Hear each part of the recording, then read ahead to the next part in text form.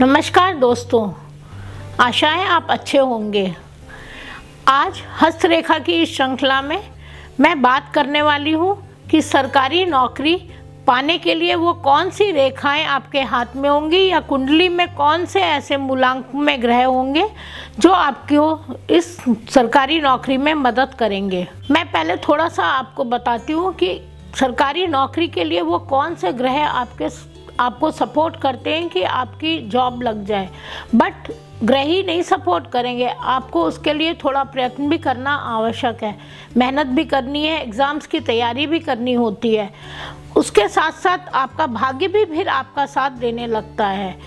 तो मैं इसी बारे में आपको बताऊंगी कि भाग्य में अगर ये रेखाएं हैं और कुंडली में अगर ये ग्रह आपके इन स्थानों पर हैं तो आप निश्चित तौर पर सरकारी नौकरी प्राप्त कर सकते हैं। लेकिन ये मत भूलिएगा, आपका उद्देश्य मेहनती होना चाहिए। तो आपको भी एक क्यूरियोसिटी होगी कि हाथ में कौन सी ऐसी रेखा है जो हमें सरकारी जॉब में हेल्प करेगी। तो सबसे पहले दोस्तों, आपकी रिंग फिंगर के नीचे ये सूर्य की रेखा होती है। ये बहुत हल्की हो तो भी बहुत अच्छा है, ये दोनों ही हाथों में हो सकती है आपके। तो ये आपको सरकारी नौकरी दिलवाने में आपको बहुत मदद करेगी। अगर ये दोनों रेखा आपके दोनों हाथों में सूर्य की ये रेखा हैं तो आपके सरकारी नौकरी पाने की बहुत ज़्यादा उम्मीद है। और ये अपने महकमे में उच्चतम पद पे ही कार्य करते हैं और उम्र बढ़ने के साथ साथ ये बहुत तरक्की भी हासिल करते हैं। समय समय पर इनको प्रमोशन मिलता रहता है। दोस्तों, विशेष ध्यान आपको ये रखना है कि ये रेखा कहीं से कटी फटी ना हो। सूर्य की रेखा सीधी होनी चाहिए दोनों हाथों में।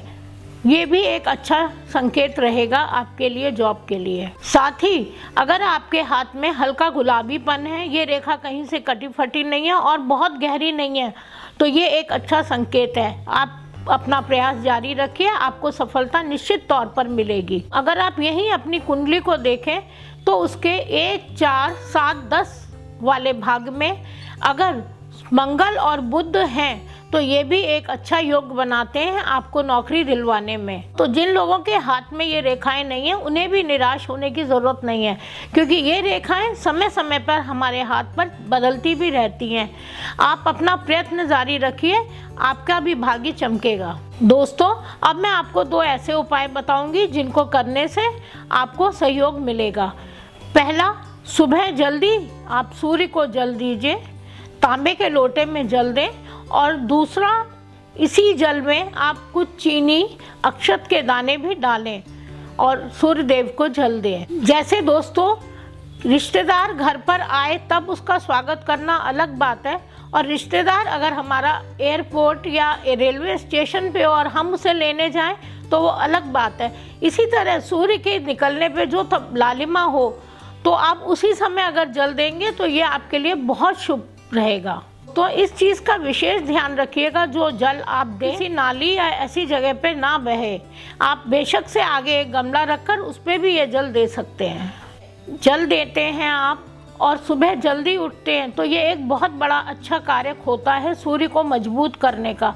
और जिसके सूर्य मजबूत होते हैं वो किसी भी फील्ड में, अगर नौकरी में किसी भी फील्ड में अपने को एप्लीकेशन देता है, अप्लाई करता है, तैयारी करता है, तो निश्चित तौर पर उसको सफलता मिलती है, क्योंकि सूर्य हमारे कारक ग्रह होते हैं इस जॉब के लिए।